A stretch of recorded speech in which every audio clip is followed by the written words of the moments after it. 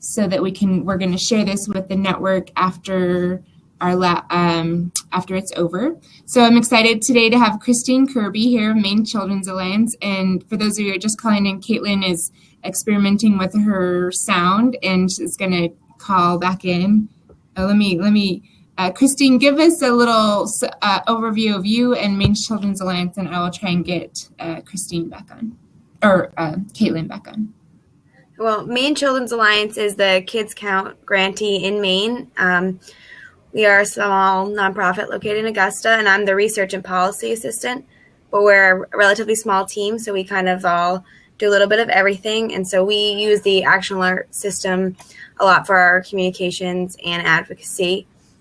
And yeah, we've been around since 1994, I believe, so a long time. And that's basically it about us. Awesome. Okay, we're going to launch Christine back in. Let me see if I can. She's calling in. It should come in. So we set this up. Is that a little better? Can you hear me? Yeah. We still get the feedback a little bit, but I think if you turn down your sound, maybe that would be, or do you have headphones you could put on? I do. And okay. I'm going to put myself on. Okay.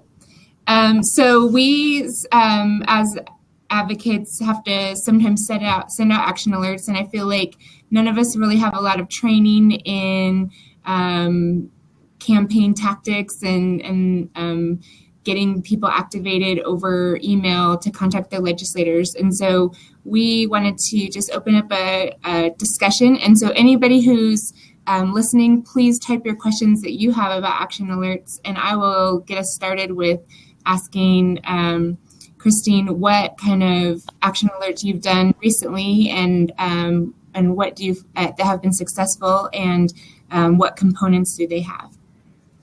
Okay, well, we tend to use action alerts for both federal and state issues, and it varies. Sometimes they're on specific bills, and sometimes they're more general. If there's a bunch of different initiatives or bills that are going on, so like general early childhood action alert. And the most recent one we did had to do with the CACFP, just a snack provision at the federal level, and that was successful and it did pass. And so what I found to be successful is we tend to make our action alerts customizable. So we write up a bunch of different bullets, and we make sure that they obviously read well all together. And then we try to make it so that our community can modify it or customize it to make it express what they want. And so that way a lawmaker is not just getting a singular canned message over and over again, but they're a little different, but arguing the same kind of points. Okay. So Caitlin, can you hear us? Yep. Okay. That sounds way better. Thank you. So go ahead. Christine, I'm just curious, what system? Oh, we use Spark Action. Oh, good. I promise I wasn't planting that. Yeah, we do. Yeah, that's great. So we use Engage, which is a pretty robust system, and it lets you reach out to officials at the federal, state, and local level. Can you guys hear me okay? Yep. Good. I'm getting a little echo, but hopefully no one else. And just to underscore what you just said, that customizing is so important. So it is clear that this is not just a canned letter and that people really care about it. And then the other thing that we've had some success with is using images and graphics, kind of compelling, grabby visuals to drive people to the alerts and get people to share them through social media. And so I think Debbie can't hear me, but if you can hear me, touch this little hands on my screen so I can see that people are getting, yeah, there you go. So most people can hear me. So maybe Debbie, it's your connection. A question to both of you. Let's start kind of at the basics. What makes a good action alert? What are the core components to making something successful? Well, I can tell you what we've done. So in our action alert pitch to constituents, I try to link in sources to all my claims and data, so that way people can double check everything, that they're not just taking what I say as fact, and they can back it up. And then I try to vary the kind of data and between anecdotal data, statistical data, different research and trends in our Kids Count data center. And so give them a bunch of reasons to support the different initiatives and policies. And so when people have a personal reason and then they have a statistical and evidence-based reason to support something, I think that tends to be a driving factor, and they'll fill out an action alert and reach out to their lawmaker. Yeah, I agree. I think also having a very clear call to action. So however you send out the alert, whether you're sending it out through an email newsletter or social media or your site or some combination of all those channels, making sure that it's very clear right away what you're asking folks to do, that you really want folks to click, take action, and share it with their networks too, so you can amplify the reach and the number of people who are engaged. And then Christine said this earlier, but having very clear talking points and a lot of support to let your constituents and supporters share their own personal story, and start with a story of why they care about this, and if they've been affected personally, how. Those are really powerful ways to move policymakers. The other thing that we have on Spark Action is the Congressional Management Foundation has done some research around what kinds of letters and forms actually move legislators, and their research is focused at the federal level, but it translates pretty well to the state level. So that's another good thing just to eyeball, to look at what kinds of things are likely to compel a policymaker to pay attention.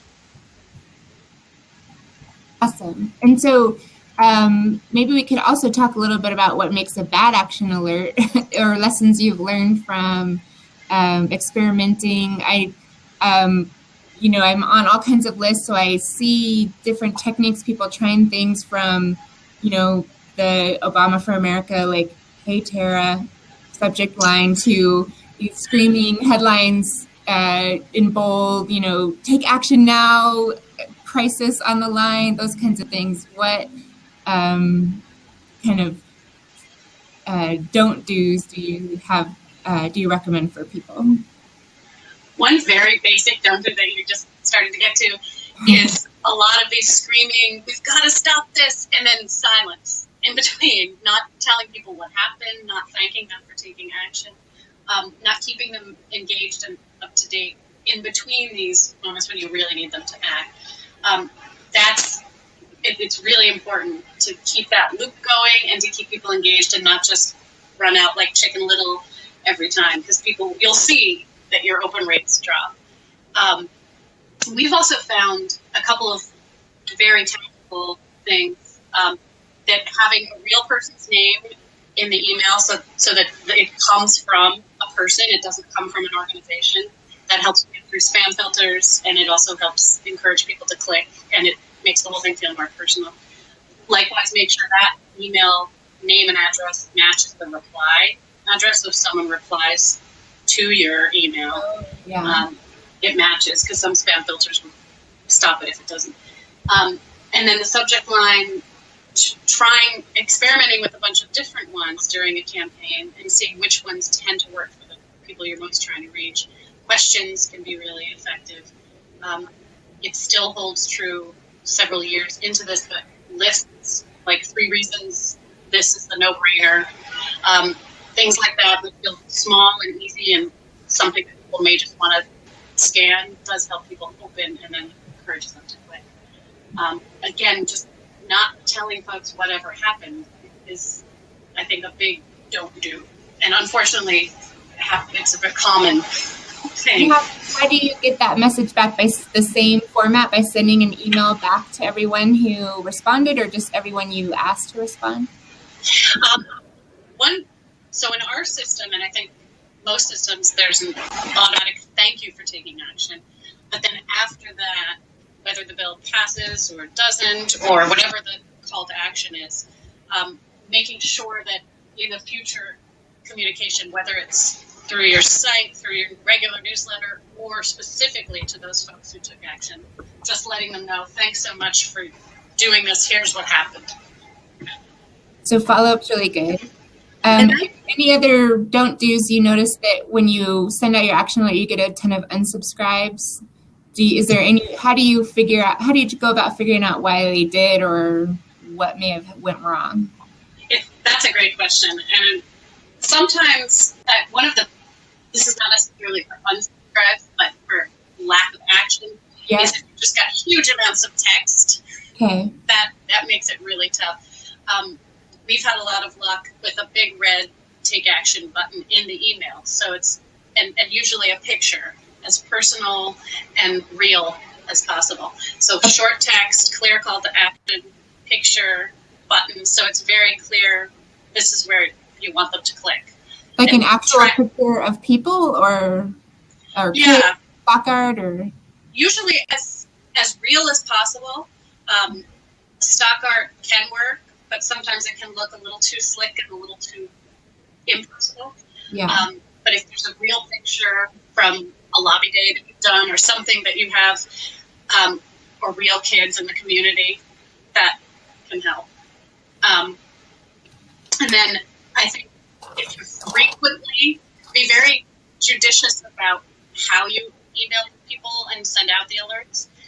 If it's a couple of weeks, for example, that's going to be a lot. You'll notice your unsubscribes go up. Okay.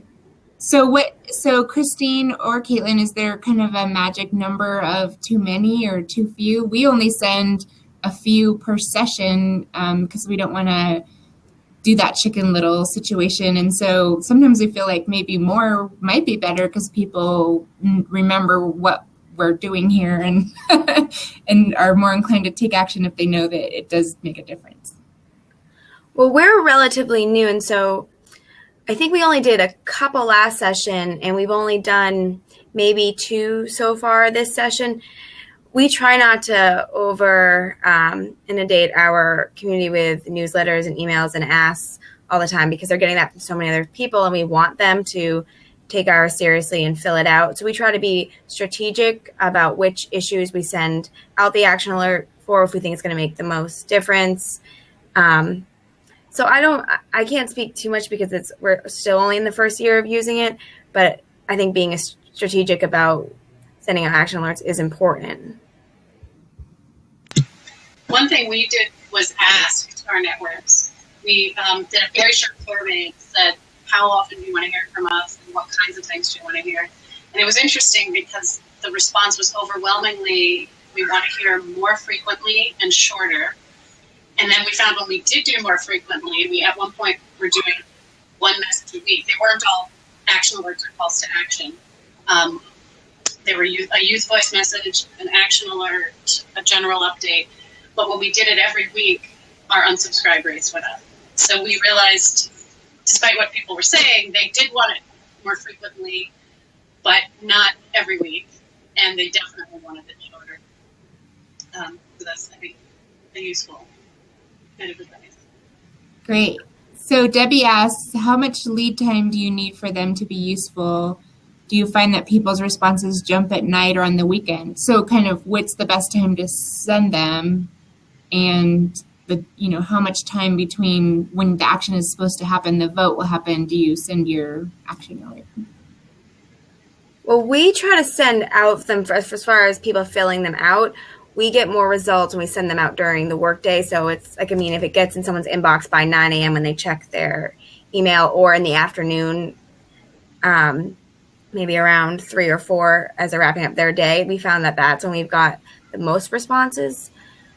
I'm not sure. I think it depends on the bill, to be honest. We sometimes even send them out when the bills are still being talked about in committee. And so then they still have to go through the Senate and House, and then maybe we'll do a follow-up then, but I think it just depends on, I guess, how much awareness there is about the existing issue already, whether lawmakers know this is a problem, if they don't know what the statistics are. So I think that really depends. It's on an issue by issue basis and depends on the individual lawmakers or population. Mm-hmm. And you can also use the alerts to ask for a bill. So you don't need there to be an active piece of legislation. If you want to call for sponsors, you can do that. And we've had some luck with that in the past. And then another thing that people don't always think about is thanking legislators for their vote after the fact, just to keep generating goodwill and connections. And if you can organize a campaign of folks thanking sponsors and folks who voted the way you want to, that can sometimes compel. Go ahead. No, go ahead. So you would send out kind of another action alert, and the targets would just be the people who voted yes, and you would say to all of your supporters, please thank Senator so-and-so for their vote.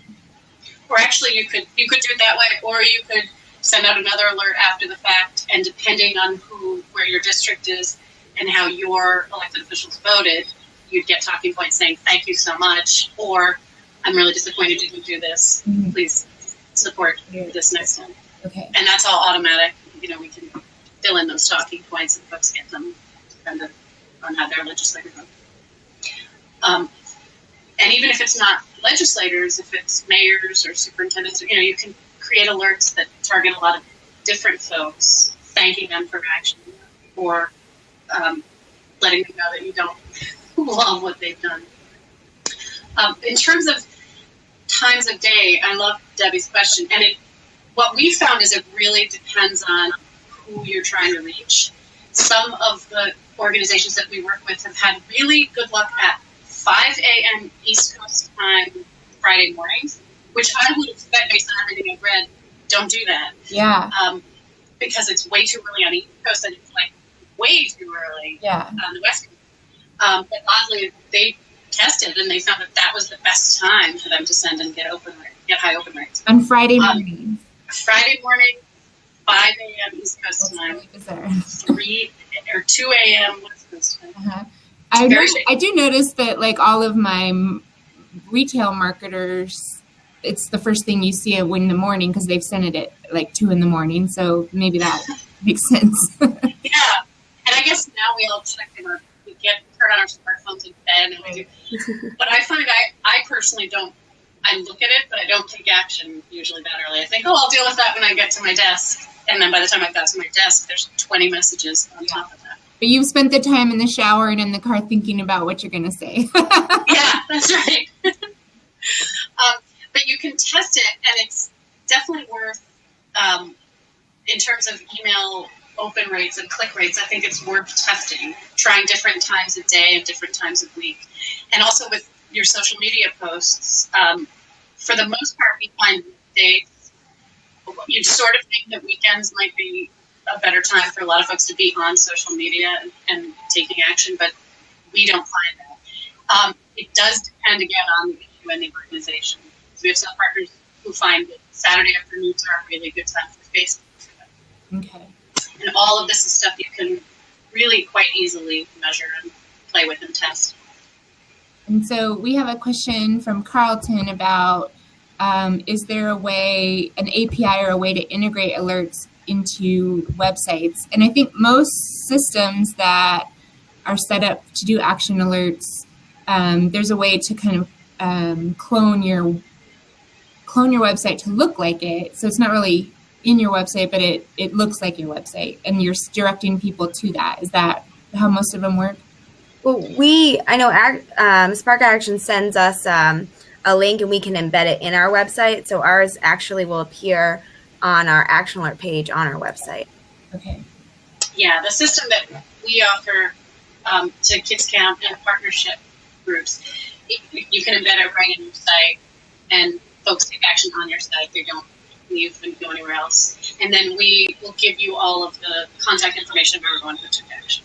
And we don't use that unless they opt in separately to a Spark Action list. Okay. But yeah, it's a great question. And you can also embed it right in Facebook now too. That's a relatively new feature. Oh, that's great. widget on Facebook. And so do you see a lot more response or different kinds of response when you have the alerts sent over social media than through emails to supporters? It's hard. We're still tracking that. We see a lot more action through emails, but a lot more sharing through social media. And so we're trying to figure out, is sharing the thing that people think is taking action? So it's interesting. Folks will click in the email and actually go and use the alert. But what we can, so far as we can tell is it looks like they are slightly less likely themselves to take action through social media channels, but more likely to share it. Okay. And so they may share the action alert in Facebook, but never actually take action. But not actually use it, which is interesting. Not hugely different, but it seems lower. Yeah, and it makes sense that they're doing their click and feel like they did something, but that's not fully. And so, do you have to be more explicit and say click here to send an email, or do you? How much language? Yeah, what kind of language do you use? Trying and making sure click here and then share it. Mm-hmm. And I think the reason in your email list, and I know ours is the one that we have that we specifically send action alerts to, they're more committed to our cause. They've signed up for our email list. They want to, so that's why we get our best responses there. But we do get a bunch on social media, and we usually get new signups when we do post action. So that is helpful in that regard. Yeah, that's true. That's good. Do you find that, Christy, do you get more people sharing? I mean, a lot more people will view on social media and not do anything. But because it's just a big whole world of people, but do you get people sharing who aren't taking action? Or is it sort of one-to-one? I think the people who share it usually do take action, but because we are such a small organization with, and the people who check out our page and who share our stuff are pretty active, that they tend to fill it up, but we don't get hundreds of shares. We'll get 5, and so they'll usually fill it out. But not everybody who likes it will always fill it out. They'll be like, that's a great cause, and that's and on to the next thing. So Debbie asks, is there a way to ask people in advance, but release it at one time so there's something like a Twitter storm by email? So either a function within your system that kind of delays the emails, or is it too complicated to ask people, say, send this at 2 p.m. on Sunday? In Mike's case, I just be glad they send it at all, and I'm not going to put any restrictions on when they send it. Yeah. Debbie, do you mean send to the elected official all at once? Yeah, I think that's what she's saying. So it releases it, so the inbox gets them all at once. Gets full all at once. That's a great question, and I don't know the answer. I don't know if there's a way to delay it. It'd be interesting to find out. And one way to manually do that is to say we're doing an action alert campaign at 3 p.m. on Thursday, and get folks that link right in advance and hope that you get a whole bunch of people to take action that way. But Tara, I think that I'd rather have it open for a week and get as many people as I can who find it. Right. And I think that at the state level, that makes a lot of sense because you're drawing from a much smaller pool. But at the congressional level, it may be something to think about because you have, you'll have a small pool, but it'll be much more noticeable if they all come in at once rather than trickling in because there's so much email coming in and messages. Yeah, it's a great question, and I'll research and find out if we can do that. Awesome. So as you were talking, I thought of, Debbie says, yes, but you often lose people if they have to act at a set time. Right. Yeah, I think. Yeah, that's right. After you're all done with your campaign, what do you do? You can go in and look at who took action, and maybe you send people thank you notes for taking action. Do you do anything to develop those supporters into super supporters? We haven't done too much work with that feature yet. Right now, it's just a great tool to see who's responding, and whether there are people who do other things for our organization, or whether they're all specifically in one field. So it just better understands the audience that is responding. But we haven't done too much in. Actually, Caitlin's brought up a lot of good points about thanking people that I'm thinking we might want to incorporate into our management of the system. Yeah, it can be fun because you can do a really visual thank you note, and just a nice way to let folks know what happened and then what might be coming up, where we'll need you again, or other opportunities to stay engaged. The other thing that we have done sometimes is let people opt into sharing the messages that they share to the elected officials. So then we can share snippets of that back with other folks. And that's a nice way of just making it real and sort of building a sense of community. So you would write like a thank you email and say, here's a selection of some of the responses that people so then you here's like part your community members said. Yeah. That's a really great tip.